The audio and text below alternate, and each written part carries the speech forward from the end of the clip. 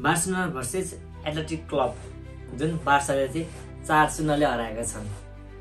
हिजो हाम्रो चाहिँ होम ग्राउन्डमा चाहिँ एथलेटिक बिलबाललाई चाहिँ 4-0 ले हराए के, जसमा लेवान्डोस्की, त्यसपछि फ्रान टोरेस र फर्मिन लोपेजले गोल गरे। हिजो हाम्रो राफिना, जोन गार्सिया सब प्लेयरहरू, हाम्रो घाइते भएको प्लेयरहरू हाम्रो चाहिँ गेममा आयो। किनकि हिजो हाम्रो राजकोट खेलेको थिएन, अनि राजकोट नखेले पनि हाम्रो गेम यति राम्रो भएको थियो नि होइन। जस्तै हाम्रो ल्यामिन यामालको वाउ कति राम्रो गेम खेलेको ल्यामिन यामालले। यामालको यो गेम यस्तो राम्रो खेल्यो कि उसले 2 असिस्ट गर्यो क्या ल्यामिन यामालले। अहिले उसको ब्रेकअप भएपछि चाहिँ उसले हरेक गेमको यति राम्रो खेलेको छ त्यो कुरै छोड्दैन कि होइन। जस्तै अब हामीले चाहिँ अहिले लिग टेबलमा चाहिँ अहिले हामी फर्स्ट स्थानमा छौँ होइन। हिजो हाम्रो राफिना पनि ब्याक भयो। हिजो राफिना चाहिँ हाम्रो 80 मिनटमा आयो, अनि 80 मिनटमा आउँदा पनि राफिना चाहिँ 10-12 मिनट मात्र गेम खेल्न पायो उसले। अब हाम्रो जोन गार्सिया पनि आयो, जोन गार्सियाले पनि एकदम राम्रो खेल्यो हिजो, राम्रो सेभ गर्यो होइन। सिजनीलाई चाहिँ हाम्रो सुरुमा गराएन, किनकि हाम्रो सुरुमा हिजो हाम्रो जोन गार्सियालाई पनि गरायो। अनि हिजो हाम्रो अगाडि स्टार्टिङ 11को कुरा गर्दा चाहिँ हिजो हाम्रो चाहिँ अगाडि हाम्रो अब जस्तो फरवर्डहरूमा चाहिँ अब लेफ्ट विङबाट चाहिँ हाम्रो फ्रन्ट टोरेसले खेल्यो भने चाहिँ हाम्रो अब लेवान्डोस्की र यता राइट विङबाट चाहिँ हाम्रो ल्यामिन यामालले गयो भने हाम्रो मिडफिल्डरमा चाहिँ हाम्रो अब हिजो एरिक गार्सियालाई अब हाम्रो सेन्टर ब्याकको एरिक गार्सियालाई चाहिँ हामीले चाहिँ मिडफिल्डरमा चाहिँ खेलायौँ हिजो हामीले होइन।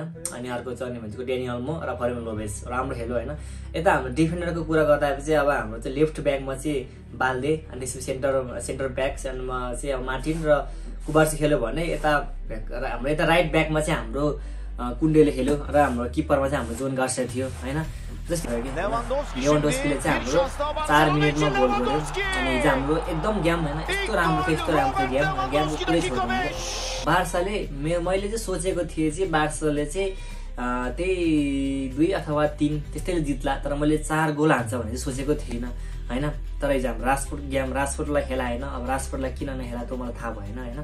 तर पनि अब इजिएलमा हेर्दा चाहिँ अब हाम्रो आज बेलुकाकोमा रियल म्याड्रिड र एलसी छ होइन। यदि अब रियल म्याड्रिडले हार्यो भने त्यो गेम राम्रै हुन्छ होइन। अहिलेको लागि चाहिँ हाम्रो अहिले गोल डिफरेन्सले कारणले गर्दा चाहिँ अहिले हामी चाहिँ अहिले फर्स्ट स्थानमा छौँ। बार्सिलोना चाहिँ फर्स्ट स्थानमा छौँ। अब हाम्रो लेवान्डोस्कीको पनि अब गोल हाम्रो 8 गोल भइसकेका छन् होइन। लालिगामा लेवान्डोस्कीको गोल चाहिँ 8 गोल भइसकेका छन्। एम्बापेको 13 गोल छ, अब त्यही 5 गोल मात्रै हो। अब लेवान्डोस्की पनि घाइते नभएको भए लेवान्डोस्कीले पनि अब गोल हान्थ्यो होइन। ऊ घाइते भएको कारणले गर्दा अहिले हाम्रो लालिगामा चाहिँ उसको 8 गोल मात्रै छ, र अब हाम्रो फर्न टोरेसको पनि 7 गोल भइसकेका छन् होइन। हिजो अब ल्यामिन यामालले पनि यस्तो राम्रो एसिस्ट गर्थ्यो। ल्यामिन यामालले पनि खतरा 2 एसिस्ट आयो। यामालले पनि राम्रो खेल्यो, यामालले राम्रो एसिस्ट गर्थ्यो होइन। यामालको अब उसको ब्रेकअप हुनु नै यामालको लागि चाहिँ राम्रो भयो क्या। हाम्रो बार्सिलोनाको सबै टिमलाई चाहिँ राम्रो भयो क्या होइन। अब किनकि उसको अब ब्रेकअप नहुँदा त ऊ जहिले गर्लफ्रेन्डको फोटोहरू हाल्ने यताउति हाल्ने, अब उसको बारेमा धेरै चर्चा भइरहेको छ नि त होइन। र उसले अब जुन उसको रियल म्याड्रिडको विरुद्ध चाहिँ उसले त्यहाँबाट उसले पार्टिए जस्तो लाग्छ मलाई चाहिँ होइन। त्यहाँबाट चाहिँ उसले कुनै पनि गेम नराम्रो खेलेको छैन कि होइन। सबै गेम राम्रो खेलेको छ। अनि अब हाम्रो चाहिँ अब फ्रान टोरेसको गोल गऱ्यौँ भने फ्रान टोरेस पनि हाम्रो राम्रो छ। अनि उसले पनि अहिले हिजोको म्याच पनि 2 गोल हान्यो होइन। अब अहिलेको पछिल्लो समयमा हेरेर त फ्रान टोरेस पनि राम्रो खेलेका छन् क्या होइन। अब हिजो हाम्रो अब गाबी, अनि त्यसपछि डियोङ, पेडी हेर्नु न, उनीहरूलाई चाहिँ अब त्यो बेन्चमा बस्दाखेरि चाहिँ मलाई कस्तो नराम्रो लाग्यो क्या होइन। बेन्चमा बस्यो उनीहरू होइन। अब पेडी त घाइते छ, अनि गाबी पनि घाइते छ। अब किनकि फ्रेन्की डियोङ चाहिँ अब अस्ति सेल्ता भिगासँग खेल्दाखेरि चाहिँ रेड कार्ड हाथ्यो नि त होइन। अनि सेल्ता भिगोले यसमा रेड कार्ड हातेको कारणले गर्दा नि हिजो फ्रेन्की डियोङ हामी गेममा भएन होइन। हिजो गेममा खेल्न पाएन हो। त्यसले गर्दा पनि हिजो हाम्रो क्याम्प नाउमा चाहिँ मेसीको नाम यति आयो कि मेसी भनेर कस्तो मलाई त्यतिखेर चाहिँ कस्तो नराम्रो लाग्यो क्या। अहिले त्यो म्याचमा पनि मेसी भइरहेको कति राम्रो हुन्छ जस्तो लाग्थ्यो क्या। देखि त्यो सुन्दा त मलाई आमा कस्तो राम्रो एकदमै इमोसनल कस्तो भयो क्या होइन। अब मेसी फर्किँदै हुन्थ्यो क्याम्प नाउमा, फर्केर चाहिँ बार्साले चाहिँ बार्साबाट खेल्दै हुन्थ्यो जस्तो लाग्छ होइन। मेसीको पनि धेरै भयो। अब मेसीलाई म धेरै सम्झिरहेको थियो त्यहाँ क्याम्प नाउमा पनि। हिजो राम्रो खेलेको थियो बार्सिलोनाको एजी होल टिमले, सबैले राम्रो खेलेको थियो क्या होइन। अब हाम्रो इरिक गार्सियाको कुरा गरौँ क्या। इरिक गार्सिया ऊ डिफेन्डरबाट खेल्दा राम्रो खेल्छ, मिडफिल्डरबाट खेल्दा नै ऊ राम्रै खेल्छ क्या। इरिक गार्सिया यस्तो राम्रो प्लेयर हो होइन। अब जोन गार्सियालाई हेर्नु न, जोन गार्सियाले पनि यस्तो राम्रो सेभ गर्यो, कुरै छोड्दैन क्या। लामिन यामालको त 2 असिस्ट, वाउ यस्तो राम्रो खेल्दो, कुरै छोड्दैन कि हैन। अब आउने गेमहरुमा चाहिँ हाम्रो अब च्याम्पियन लिगमा चाहिँ चेल्सी विरुद्ध छ। हिजो चेल्सीले पनि 2-0 ले हरायो बुर्नेलाई हैन। अनि अब चेल्सी पनि राम्रो फर्ममा छ अहिले। हाम्रो पछिल्लो समय बार्सिलोनाको पनि अब हाम्रो पछिल्लो लिगमा जस्तै हाम्रो बार्सिलोनाको अहिले राम्रो फर्म आइसकेका छन्।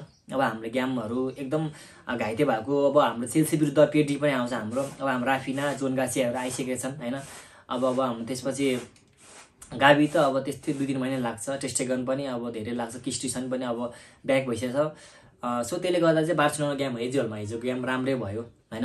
अब एजिएलमा कुरा गर्दाखेरि सबै कुराहरुमा चाहिँ गर्दाखेरि चाहिँ जो अहिले हामी लिगको फर्स्ट स्थानमा छौं। अब रियल म्याड्रिडले गेम अथवा हार्दै चाहिँ हुन्थ्यो हैन। अब रियल म्याड्रिडको हार्ने चान्स कमै छ। रियल म्याड्रिड पनि अहिले पछिल्लो समय राम्रो खेलिरहेछ हैन। हेर्नु न यामालको यो गेम कति राम्रो खेलेको छ।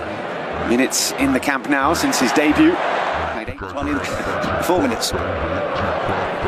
Speaking about him, and he's found Lamine Yamal. गेमहरु यति सुधारेको छ कि यामाल अहिले जुन मेस्सीको 10 नम्बरको जर्सी लगाएर चाहिँ उले यति राम्रो खेल्यो कि खेलेको छ। उले कुरै छोड्दैन कि हैन। अब फर्नान्डेज राम्रो छ। लेवान्डोस्की पनि हिजो लेवान्डोस्कीले पनि क्याप्टेनको उ लायो हैन। उले मैले कहिले देखेको थिएन कि उले क्याप्टेनको आम्ब्याज लागेको मैले कहिले पनि देखेको थिएन लेवान्डोस्कीले। हिजो उले लायो, तर लागेको 4 मिनेटमै उले गोल हान्दियो के हैन। हिजो त्यही भएर नि होला, पेडिन भएन, गाबी पनि भएन, राफिना पनि भएन, टेस्टेगन पनि भएन। सायद अरु प्लेयर हेरि त लेवान्डोस्की त राम्रै हो नि त हैन। हिजो त्यसपछि त्यही भएर उलाई नि क्याप्टेनको आम्ब्याज दियो। र आम्ब्याज उले राम्रो खेल्यो उले हैन। फर्न लोपेसको पनि राम्रो भयो। उले राम्रो खेल्यो फर्न लोपेसले, उले 1 गोल हान्यो हैन। राम्रो छ बार्सिलोना गेमहरु।